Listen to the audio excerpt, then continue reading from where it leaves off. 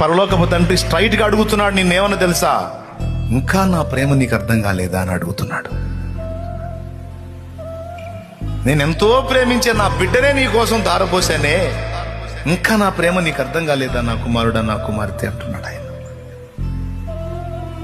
ఇంకెంతకాలం నువ్వు నా ప్రేమని సందేహిస్తావు? ఇంకెంతకాలం నా మంచితనమును నీవు సందేహిస్తావు? నా బిడ్డనే నీ కోసం ఇచ్చిన వాడిని నీకు ఇంక సమస్తం ఎందుకు ఇవ్వను అనుకుంటున్నావు? నువ్వు ఇవ్వనా?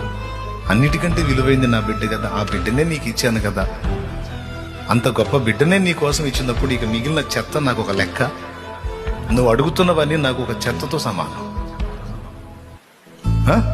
నువ్వు మిగిలిన ఇక దేనికోసం నువ్వు మదన పడుతున్నావు, ఆవేదన పడుతున్నావు, ఆక్రందిస్తున్నావు, ఇవన్నీ నాకు చిన్నపాటి చెత్తతో సమానం. నువ్వు అడిగే వాటన్నిటికంటే విలువైన వాడు కదా నా కుమారుడు, నా జనితైక కుమారుడు, అద్వితీయ కుమారుడు.